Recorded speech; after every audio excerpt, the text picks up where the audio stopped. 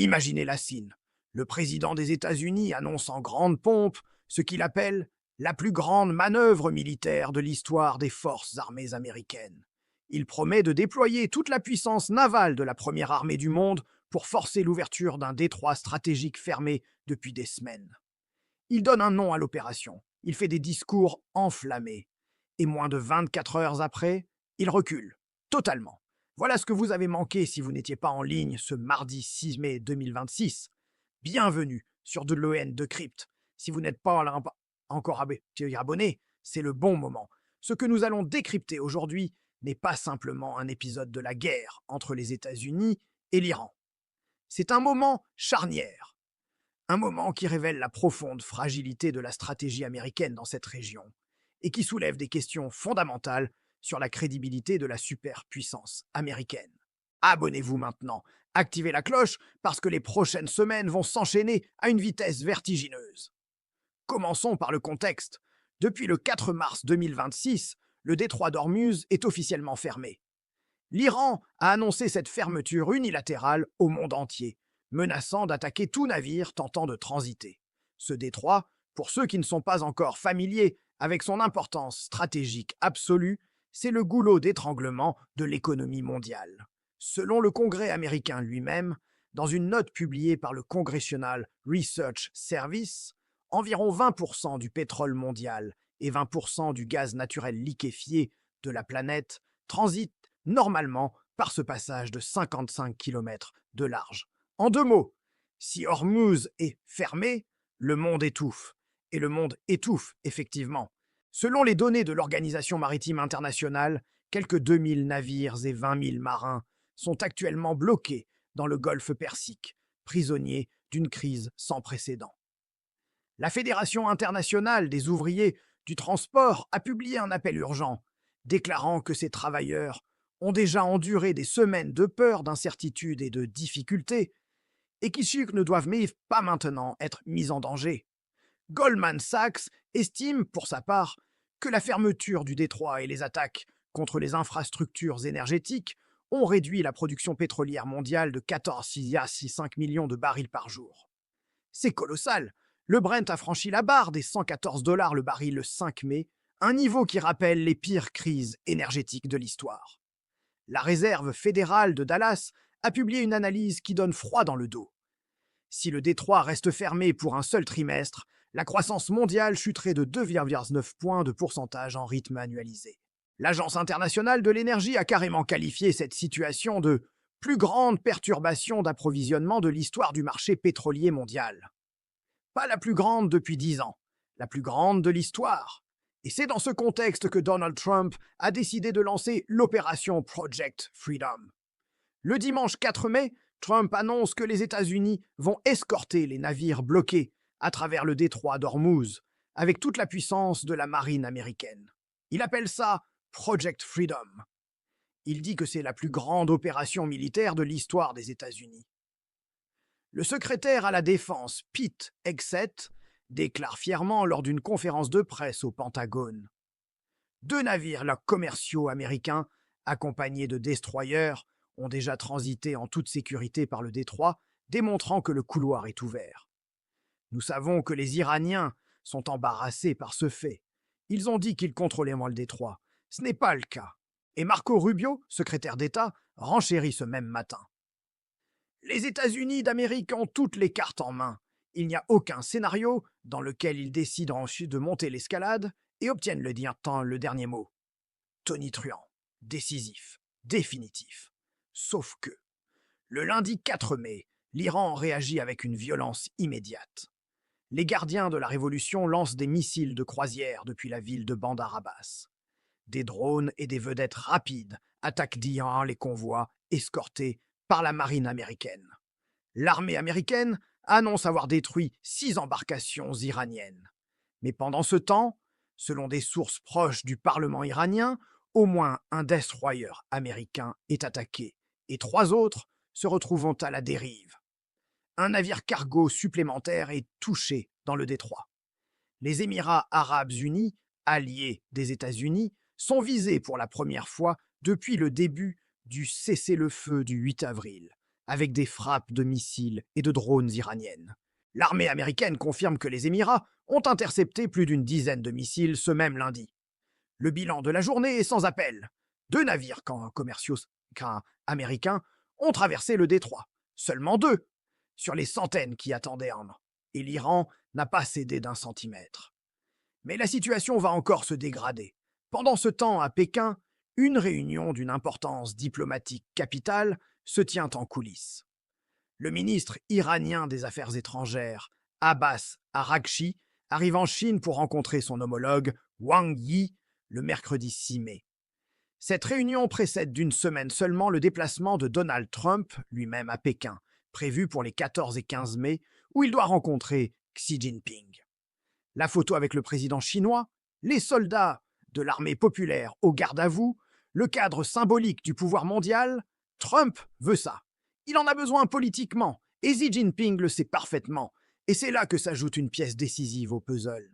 L'Iran, en accueillant son chef de la diplomatie à Pékin, au moment précis où Trump se prépare à son voyage en Chine, envoie un signal stratégique d'une clarté absolue.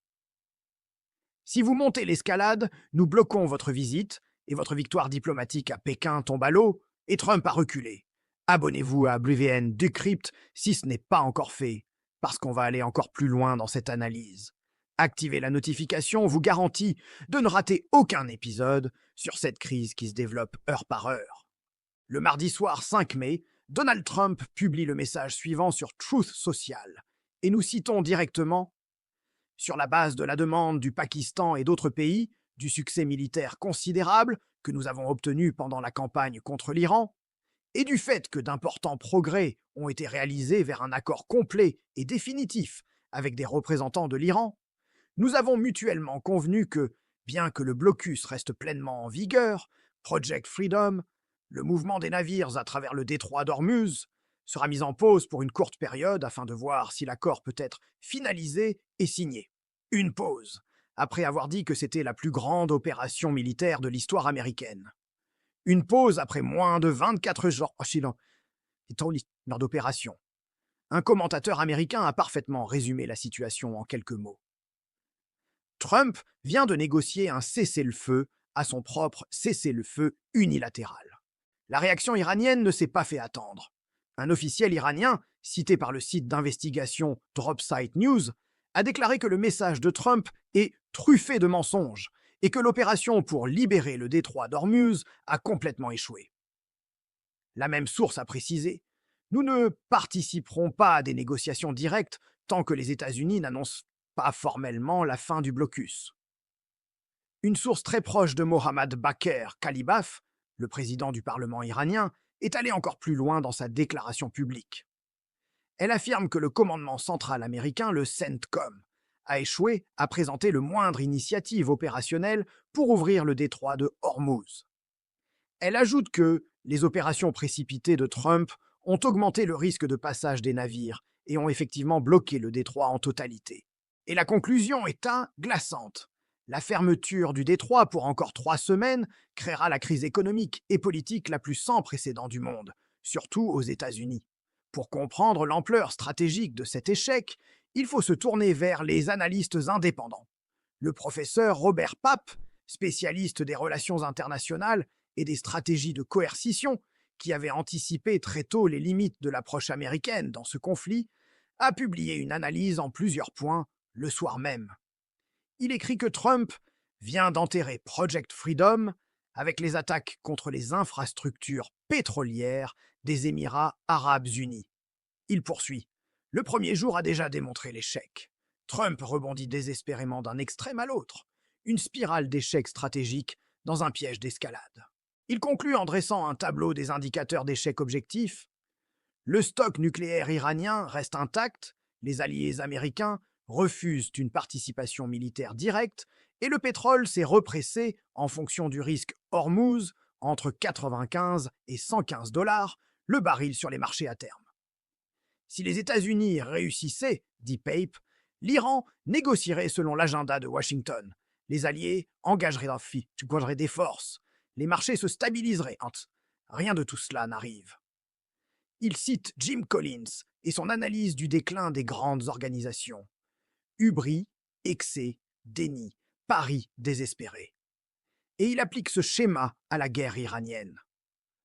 Quand les grandes puissances échouent l'auto, elles n'arrêtent même pas, elles escaladent.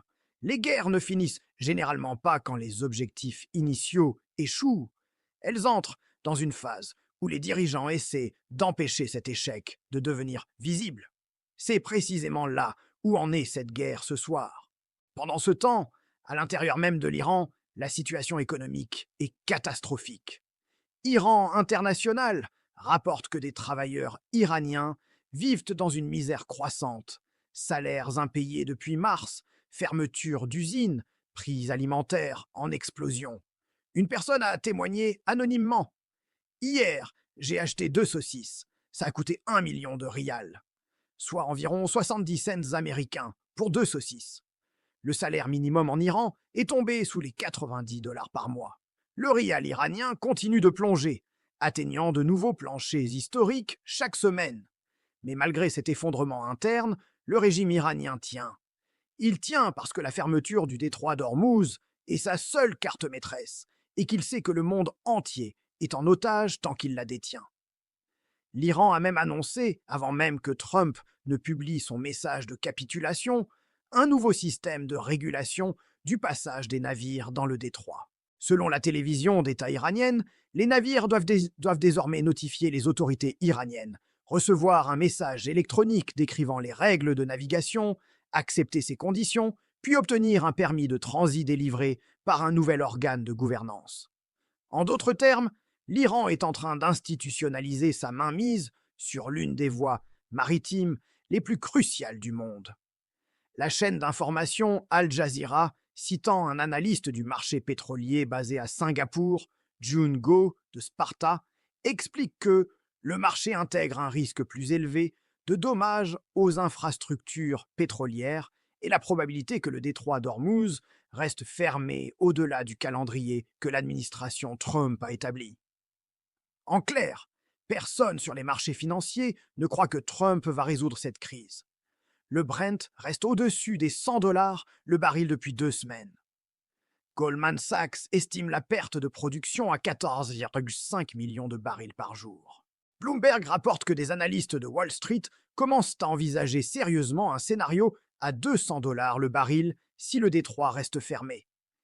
Les marchés mondiaux ont certes réagi positivement au message de Trump en soirée du 5 mai. Les actions ont grimpé, les prix du pétrole ont légèrement reculé. Mais comme le souligne NBC News, le Brent reste bien au-dessus des 100 $ le baril et les prix de l'essence aux États-Unis ont légèrement augmenté, atteignant 4,48 $ le gallon en moyenne. Et en Europe, la situation est encore plus préoccupante. L'impact économique de la guerre sur le vieux continent est documenté de façon détaillée dans une analyse publiée par l'équipe économique de la Réserve fédérale de Dallas. Le gaz naturel liquéfié qatari ne transit plus. Les réserves européennes de gaz étaient à seulement 30% de capacité fin mars, après un hiver 2025-2026 particulièrement rigoureux. Et la Banque centrale européenne a repoussé ses baisses de taux prévues. L'inflation est attendue en forte hausse au Royaume-Uni, avec des projections qui prévoient qu'elle franchisse les 5%. Des économistes avertissent que l'Allemagne et l'Italie pourraient entrer en récession technique d'ici fin 2026. Voilà le contexte réel dans lequel s'inscrit la pose de Project Freedom. Ce n'est pas une stratégie diplomatique sophistiquée, c'est la réalité d'un rapport de force que Washington ne pouvait pas ignorer indéfiniment. Et ce qui est peut-être le plus révélateur, c'est la façon dont les médias américains proches de l'administration ont dû gérer ce revirement spectaculaire. Le matin même du 5 mai, ils célébraient l'opération comme une victoire inévitable. Exet promettait l'humiliation de l'Iran. Rubio déclarait « Nous avons toutes les cartes ». Quelques heures plus tard, il fallait trouver des formulations pour expliquer que ce n'était pas une capitulation. Mais les faits sont les faits. Le résultat opérationnel de Project Freedom, 2 navires commerciaux américains ont traversé le détroit en 24 heures. Sur les 1500 à 2000 navires qui attendent d'y transiter, l'International Transport Workers Federation continue d'appeler les armateurs à ne pas envoyer leurs équipages dans le détroit sans garantie iranienne explicite. Maersk a confirmé qu'un de ses navires a été escorté, sous protection militaire américaine. Mais aucune reprise substantielle du trafic maritime n'est constatée selon Al Jazeera. La stratégie de la pression maximale, le concept favori de l'administration Trump depuis ses premières années au pouvoir, révèle ici ses limites fondamentales quand l'adversaire est prêt à absorber la douleur économique et quand il dispose d'un levier de chantage sur l'économie mondiale que personne d'autre ne peut neutraliser à sa place. Le président français Emmanuel Macron a déclaré selon l'agence Reuters: la seule option possible est la réouverture du détroit d'Ormuz, dans le strict respect du droit international, sans péage ni mesure coercitive. Il a ajouté que toute escalade unilatérale contre des pétroliers, des porte-conteneurs ou des pays tiers est une erreur qui alimente la guerre et conduit à l'escalade. La France, comme la grande majorité des alliés européens des États-Unis, refuse toute participation militaire directe. Et pendant ce temps, le Pakistan joue un rôle de médiateur, de plus en plus visible. Le Premier ministre Shahbaz Sharif a publiquement félicité Trump pour avoir mis en pause Project Freedom, qualifiant cette décision d'essentielle pour préserver l'espace diplomatique nécessaire à un dialogue menant à une paix durable et stable dans la région. Le Pakistan, pays nucléaire à la frontière de l'Iran, pays dont les liaisons économiques avec Téhéran sont historiques et profondes, est l'un des rares acteurs régionaux capables de parler aux deux parties. La mention du Pakistan dans le communiqué de Trump n'est donc pas anodine. Elle signale que Washington a besoin d'intermédiaires. Et avoir besoin d'intermédiaires, ça n'est pas la posture d'une puissance qui tient toutes les cartes. Ce que cette journée révèle, c'est quelque chose de plus profond qu'un simple revers tactique. Depuis le début de la guerre, le 28 février, avec les frappes massives américano-israéliennes contre l'Iran, l'administration Trump a suivi un schéma répété. Une annonce fracassante, des déclarations triomphantes, puis un recul ou une pause quand la réalité résiste. Le cessez-le-feu du 8 avril, les négociations au Pakistan en avril qui n'ont pas abouti, l'extension indéfinie du cessez-le-feu. Et maintenant, Project Freedom, lancé et suspendu en moins d'une journée. L'analyste Pape parle de spirale de l'échec. Et il faut bien regarder les données objectives pour comprendre pourquoi. Comme il le note dans son analyse, le stock nucléaire iranien est intact. 60 jours de guerre et les centrifugeuses continuent de tourner, quelque part sous les montagnes iraniennes. Les frappes sur les infrastructures militaires et navales iraniennes ont certes été dévastatrices. Trump lui-même a déclaré en avril que 158 navires de la marine iranienne ont été détruits, que la flotte était anéantie au fond de la mer. Mais la capacité de nuisance asymétrique de l'Iran, ses vedettes rapides, ses missiles de croisière, ses drones, ses mines, restent entières. Les gardiens de la Révolution, le corps des gardiens de la Révolution islamique, ont construit leur doctrine militaire pendant 40 ans, précisément autour de ce type de guerre. Pas une guerre conventionnelle qu'ils ne peuvent pas gagner contre les États-Unis. Une guerre d'attrition, de harcèlement, de contrôle des voies d'accès, dans laquelle la supériorité technologique américaine est neutralisée par la géographie et par le coût asymétrique de chaque opération. Une vedette rapide iranienne coûte quelques centaines de milliers de dollars. Un destroyer américain, plusieurs milliards. Un missile de croisière iranien, quelques centaines de milliers de dollars. La réponse militaire américaine, des dizaines de millions. L'Iran peut saturer les défenses pendant des semaines. Les États-Unis peuvent les détruire, mais chaque échange coûte infiniment plus à Washington qu'à Téhéran. C'est le piège stratégique dont parlait le professeur Pape depuis le début. Avant de conclure, permettez-nous de vous rappeler que WN Decrypt était votre source d'analyse géopolitique sans compromis. Si cette vidéo vous a apporté des éléments de compréhension que vous ne trouvez pas ailleurs, partagez-la, commentez, posez vos questions. Et si vous n'avez pas encore activé les notifications, faites-le maintenant. La suite de cette crise va se jouer dans les prochains jours. Alors où en sommes-nous ce 6 mai 2026 ? Le détroit d'Ormuz est toujours fermé. Plus de 2000 navires et 20 000 marins restent bloqués. Le pétrole est au-dessus de $100 le baril. L'Iran est en train d'institutionnaliser son contrôle sur le détroit avec un nouveau régime de transit. La diplomatie est suspendue à des négociations dont personne ne connaît réellement les contours. Et Trump est en train de préparer sa visite à Pékin dans une semaine avec un besoin criant d'une victoire, n'importe laquelle. ABC News rapporte que Trump lui-même a déclaré dans une interview accordée à PBS qu'il sent que les États-Unis se rapprochent d'un accord avec l'Iran, mais a admis qu'il s'est déjà senti comme ça avec eux avant. L'accord possible inclurait, selon lui, que l'Iran exporte son uranium hautement enrichi vers les États-Unis. Mais pendant que ces déclarations circulent, l'IRGC publie des communiqués remerciant les capitaines et armateurs dans le golfe Persique et le golfe d'Oman pour s'être conformés aux régulations iraniennes du détroit d'Ormuz et avoir contribué à la sécurité maritime régionale. En d'autres termes, l'Iran se comporte déjà comme s'il avait gagné la bataille du détroit. Et en Iran, dans les rues de Téhéran, selon plusieurs témoignages et images circulant sur les réseaux sociaux, des rassemblements de célébration ont eu lieu après l'annonce de la pause de Project Freedom. Ce qui s'est passé en ce mardi 6 mai 2026, c'est peut-être l'un des moments les plus significatifs de cette guerre. Non pas parce qu'une grande bataille a eu lieu, mais parce qu'une illusion s'est dissipée. L'illusion que la superpuissance militaire américaine pouvait, par la simple déclaration d'une opération, forcer l'Iran à ouvrir le détroit. L'illusion que le rapport de force était assez clair pour que Téhéran plie en quelques heures. La réalité est plus complexe, plus sombre et plus dangereuse. La Federal Reserve Bank of Dallas avertit: une fermeture du détroit pour un seul trimestre supplémentaire réduirait la croissance mondiale de 2,9 points de pourcentage. Bloomberg évoque un scénario à $200 le baril si la situation se prolonge. La crise alimentaire dans les États au sud du Golfe, qui dépendent du détroit pour 80% de leurs importations caloriques, est déjà en cours. Et pendant tout ce temps, le monde entier attend.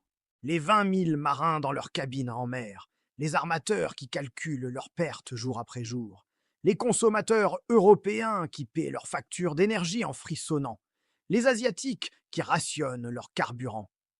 La question n'est plus de savoir si Project Freedom était une bonne idée. La question désormais, c'est: à quoi ressemble la sortie de cette crise?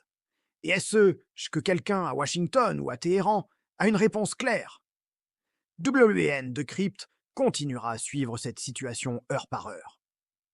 Abonnez-vous, partagez cette analyse avec vos proches et retrouvez-nous très bientôt pour la prochaine mise à jour sur la crise du détroit d'Ormuz. Merci de nous faire confiance pour décrypter le monde.